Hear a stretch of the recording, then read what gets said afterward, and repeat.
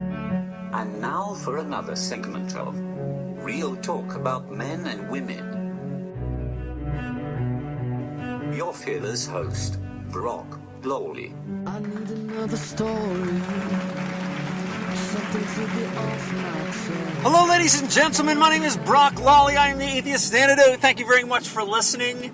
Today we're going to talk about men and women. This is the male-female hour. This is the men and women hour. I like this. This is your certified guru, Brock Lawley.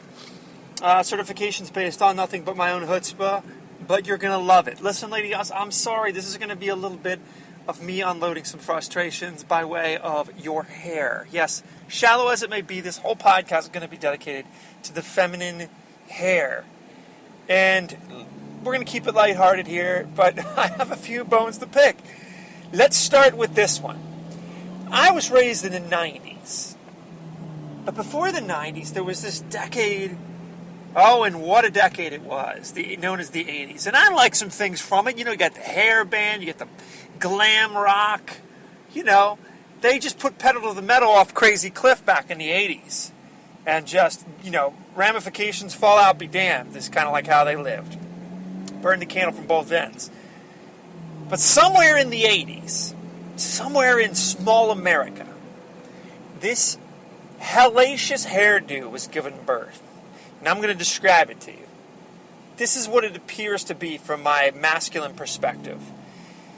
Women get out their curling iron, and right at the forehead, right with the bangs area, they start curling these little loops in their hair, and then they get out, you know, econ-size can of hairspray, you know, from Costco or something. And they hit that curl section off their forehead with the might of the mighty winds. I mean, they just blast it till nothing can, like, you know, a 5 hurricane could not pierce this hairdo. And so there's just this bush, essentially, this haired, sprayed, curled bush that sits right above their forehead. And then the rest of their hair is just, like, straight. So basically like a, I don't know, kind of like a female version of a mullet or something. I don't even know how to describe this, but that's what it is. Now, that would be bad enough that women ever rocked this hairdo, but they did. They did. My cousin's yearbook testified to this. But still, in 2013, you'll go into a 7-Eleven, and the chick who rings up your Slurpee will be rocking the Bush Bangs haircut. Now, how is this possible? Does she not look at some, you know, magazines from time to time? Does she not see billboards? Does she not have a public, you know, access to some public television or something? Does she not see that this hairstyle went the way of the buffalo a long time ago? No, she's still rocking this hairdo. It's amazing to me. Now, here's what I can gather, and this is nothing but speculation. Flip. The Bush haircut has never faltered. And I'm thinking in her mind, she's looking in that mirror in the morning when she's doing this, and she's seeing that high school hottie, even though she's a mother of like 5 kids now. Anyway, strange, and it's one of these oddities of society that I just can't get over. Okay, so that's point number 1 when it comes to the female hair category. Point number 2, ladies.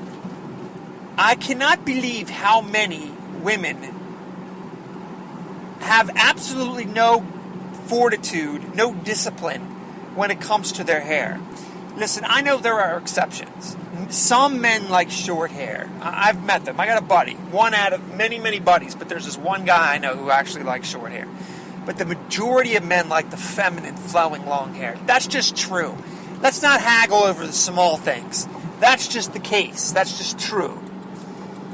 Most women know this because when a woman walks into a room with this flowing, gorgeous, long hair, they're all jealous. All of them are jealous. And you know how I know they're jealous? Because they're all like, hey, your hair would look so cute if you just cut it, if you just bobbed it, if you just, took a hatchet to it like we just did. You look so cute. No, what they're really saying is you look hot and gorgeous, we're jealous of you, cut that hair immediately. But see, women, they don't seem to pick up on the signs. They don't seem to know that they're being played by other women. So what do?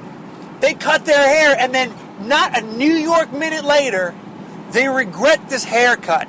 Of course they do. They regret their locks being on the ground. Why, oh why? Have you ever known a woman who has not done this immediately after she's cut her hair? You know, so she grows her hair all the way back out, and then she has another moment of weakness, and she chops it all off. I cannot understand this. And here's another tip, ladies. The chick that does your hair when you're at the salon, she's a professional. So when she chops your hair to look like Jennifer Aniston, and it's all like tucked and you got the cool product in it, everything looks great, you know, that's one thing. But then you're going to go home, take a shower, sleep in it, and you're not a beautician. So you're not going to have the ability to do that. So when you wake up tomorrow, it's just going to be your hair's lopped off. You're not going to be able to do it all up. Friend style. You know? Just a word of advice. Have some self-discipline. Let them, you see that young girl with the cute haircut or whatever in front of you at the grocery store, let that wave wash over you. Give it some time before you get out the scissors or you make that salon appointment.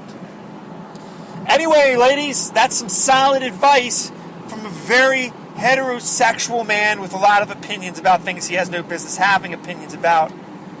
Thank you for listening to the Atheist Antidote Show.